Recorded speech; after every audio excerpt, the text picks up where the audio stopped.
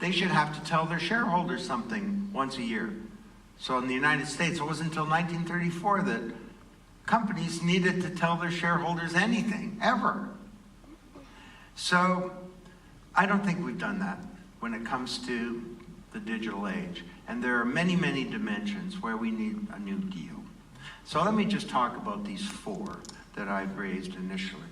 When it comes to the individual and defending our autonomy as individuals in the digital world, the big approach so far is to have legislation. And while that may be a helpful thing, I don't think that may be necessary. I don't think it's insufficient. You see, the challenge here is not just to protect our data or to limit the use of our data. I think we should own our data. Digital feudalism, you know what? We need to move from feudalism to capitalism where we get to own our data. And it's not possible with blockchain, which is why I spent so long on that.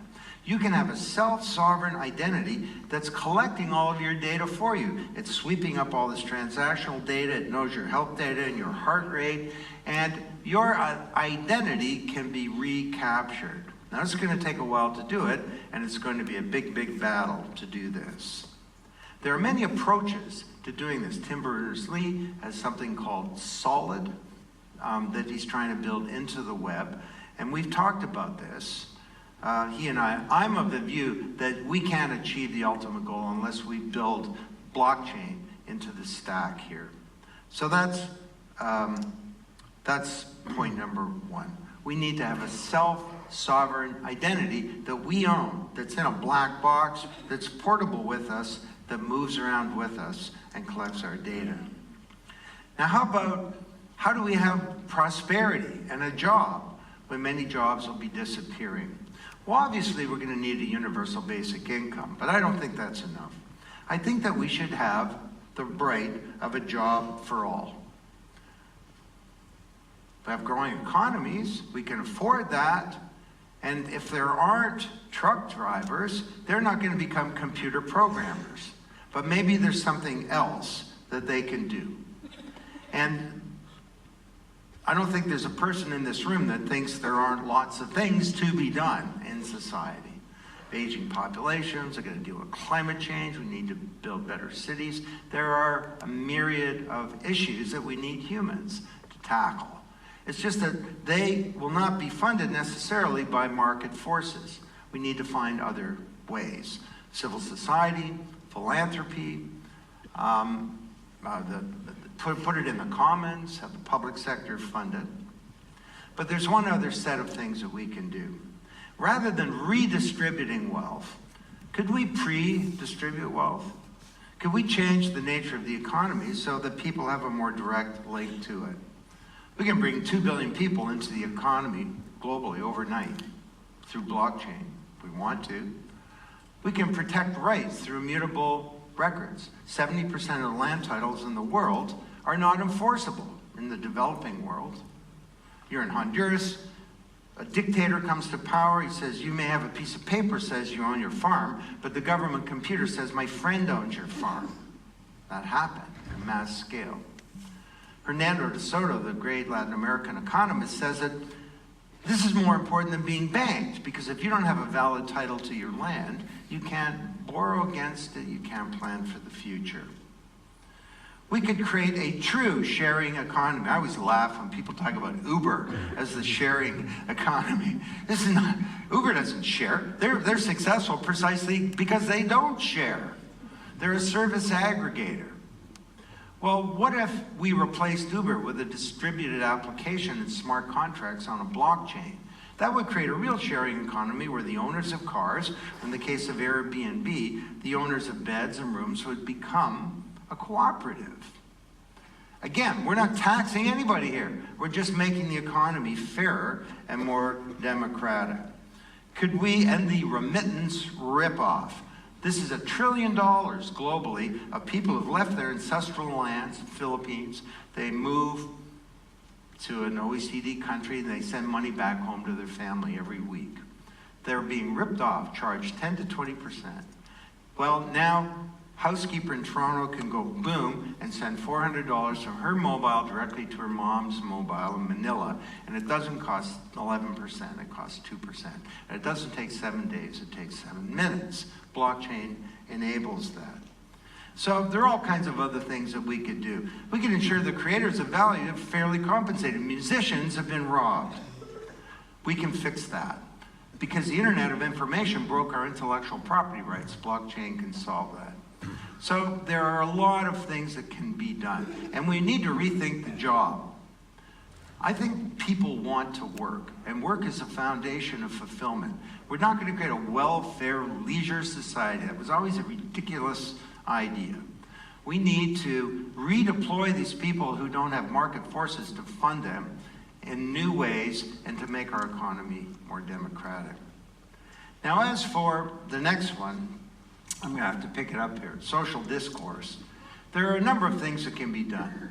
Blockchain is a truth machine because you can know the provenance of information. You can actually know what's truthful or who was the first person to have written something or said something. Every year, kids in schools should have to take a media literacy course. Every year. Get better and better. Develop your BS detectors, because there's so much BS these days. And we should also have public support for media, for sovereign media. I don't think Aftenposten should be taken over by the government, but it should probably receive some support as an independent entity without any political strings attached. And finally, each of us is going to have to step up. We're going to have to teach our children well, to be able to be literate and inform ourselves in a world where the old ways of doing that are collapsing. And the final one is government and democracy. We created a first era of democracy, and it was better than what existed before. But we had representative democracy, but there was a weak public mandate, citizens were inert, and there was opacity everywhere. Could we move to a second era that's based on a culture of public deliberation and active citizenship? I think we could. And blockchain and this new technology can help us do that. We're going to have e-voting. You'll never vote on a computer unless it's blockchain based, because you need cryptographic proof of the double spend problem, that your vote is going to be cast for the person for whom you voted and not spent on somebody else. We need to have transparency. Sunlight is the best disinfectant for government. Make government leaders naked. And if you're going to be naked, there are some corollaries that flow from that. One is that fitness is no longer optional. You know, if you're going to get naked, you better be buff. And we need to create buffer governments, meaning that they act with integrity. And the final one is that we can have new platforms for citizen engagement. You can have smart money with a blockchain. You send your kid to university and you give them digital money, and the money can only be spent on books and tuition. And so the kid goes into the bar and the money says, sorry, I don't do bars. You know, I only do books and tuition. Well, why can't we have a smart vote where the vote is inside a smart contract? Imogen Heap's posting music on a blockchain, and the music is inside a smart contract that protects her rights. Why couldn't the vote be a smart vote where the politician is accountable to you as opposed to the big funders that put them into power? So how are we going to achieve all of this? Well, this has got to be done not just at this local level, at the national level. It's got to be done globally, because increasing problems are global. This is a frightening NASA video of global air pollution flows. You know, no country can succeed in a world that's failing. And we tried to solve these problems back with Bretton Woods.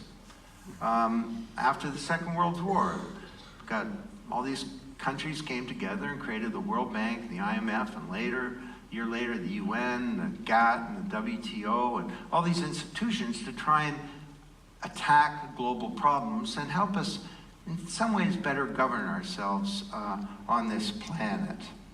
Well, we need more of that, not less of that. We shouldn't be smashing these institutions as some politicians propose. We need to strengthen them. You want an example? North Korea. You want to solve that problem? It's not just getting a deal about nukes. We need a Marshall Plan to rebuild North Korea and turn it into an advanced democratic country. That kind of thinking is necessary. And this can also be achieved not just through nation states, but by this new species of problem-solving vehicle. It's a multi-stakeholder network. We call them GSN, Global Solution Networks. Private sector, civil society, government working together. And there are 10 types of these networks. Go to gsnetworks.org and you'll see $5 million worth of research that is behind this particular chart. We can govern ourselves and solve problems in new ways. So think about it. It's time to mobilize the planet to start to solve some of these problems, and we need enlightened leaders to do it. We have all of these things in the old social contract. Those are 4 of them. And this has been broken by the digital age. We're going to need a new social contract to move forward. That's my modest little proposal to you. Now, we need to find the leadership to make this happen. And who's going to do this? Well, the person at the top can't learn for the organization as a whole when you get one of these paradigm shifts. Things are too complicated. And it means that leadership can come from anywhere, and it's each of our personal opportunity if we will it. So let's buy the book in massive volume. No, you can be a leader for this change if you will it. I'm going to close with and I'm pretty sure last time I was here I used this, but I want to use it again to make a different set of points. Alex and I are trying to understand what distributed trust works and how we could build a new kind of social deal. And fish come in schools, bees come in swarms, starlings over the moors of England come in something called a murmuration. I was just in Scotland last week and I saw this. And murmuration, it's a word in the English dictionary. You know this word? It refers to the murmuring of the wings of a bird. It's very loud. And starlings are out over a 1,000-mile radius doing their starling thing throughout the day. And they come to night and they create one of the most spectacular things in all of nature. The murmuration has a function. Look on the right of the screen there. That's a hawk. A predator of a killer of starlings, 25 times the size of a little bird, being chased away by the collective power of the little birds. Scientists that have studied this say they've never seen an accident. There's leadership, but there's no one leader. And when the moment is right, this magical thing happens. So, is this some kind of fanciful analogy, or might we actually learn something from it? Well, the murmuration functions according to these implicit principles for a new social contract that I've been describing to you. And they function according to the principles of the trust protocol. Remember I said trust is not achieved by a middleman, it's achieved by collaboration. It's big collaboration. But also by cryptography and code. There's code in the DNA of the birds that gives it rules. The big rule is don't bump into anybody else. But there are other rules, like don't get too far away. And overall, the murmuration embraces this notion of interdependence. You know what this new social contract is? It's a declaration of interdependence. This thing functions as if the interests of a little bird are connected to the murmuration as a whole. And just like I say, no business can succeed in a world that's failing. These birds understand that they can't succeed if the murmuration is failing. And overall, this thing has a great integrity. It's the foundation of trust, actually. What is trust? Trust protocol. What is trust? It took me months to write this sentence. Trust is the expectation that the other party will act with integrity. Trust is the expectation that the other party will act with integrity. They'll be considerate of your interests, abide by their commitments, and that they'll be honest. And that's why a little bird will chase a predator 25 times its size, because it knows that the other birds will have its back and that they'll do the right thing. You know, is this some kind of pipe dream, a new social contract? Well, imagine if we could connect ourselves on this planet with some kind of new network of glass and air and cryptography and clever code, where we could have machines that under our principles would learn to do things that they weren't programmed to do. Could we create a new understanding in society and some new institutions and ways of functioning together? If we could do that, maybe this smaller world and more distributed world that our kids inherit might actually be a better one. Let's do this, okay?